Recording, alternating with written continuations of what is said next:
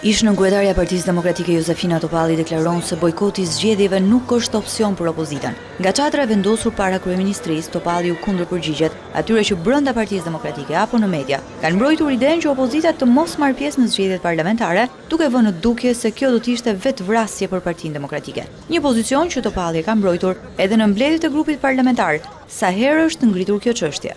Ktu pastaj është vijandarse, sepse unë gjykoj se do ishte një suicid politik dhe do ishte një tradhti ndaj gjithë këtyre që janë këtu, gjithë familjeve të tyre dhe të tjerë që mendojnë se një herë në 4 vite të paktën vjen mundësia për të shprehur vullnetin e tyre për të ndryshuar situatën. Por Topalli mbështet bojkotin e parlamentit edhe pse faktori ndërkombëtar i ka bërë thirrje Partisë Demokratike të kthehet në kuvend.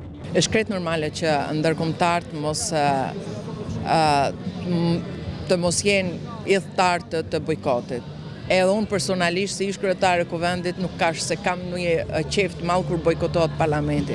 Por situata imponon dhe në këtë kuptim unë respektoj vendimin e grupit. Ish numri 2 i Partisë Demokratike mbetet një prej atyre demokratëve që besojnë se opozita nuk duhet i mbajë sy tek Ilir Meta. Në ky kurs kam qenë asnjëherë në grupin e atyre që mendojnë se nga cismicet e kryetarëve të partive mund të ndryshojnë situata. Unë besoj te forca dhe fuqia e njerëzve, të atyre që rrinë këtu, që vinë çdo ditë këtu. Sipas Topallit, lidershipit të Partisë Demokratike i lind detyrimi që në këtë fazë ta përshkallëzojë protestën.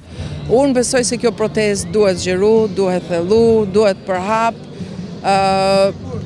dhe në fakt është një domosdoshmëri. Në qoftë se në protestën e përpashme ishin qytetarë që na prinë, kësaj radhe tash duhet të jenë politika, opozita që të prinë protestës dhe qytetarëve. Topalli thekson se ka ardhur koha që opozita të përmbush pritshmëritë e qytetarëve që janë bashkuar protestës se të bëjë të mundur hapjen e një faqeje të re në historinë e Shqipërisë së pas viteve 90.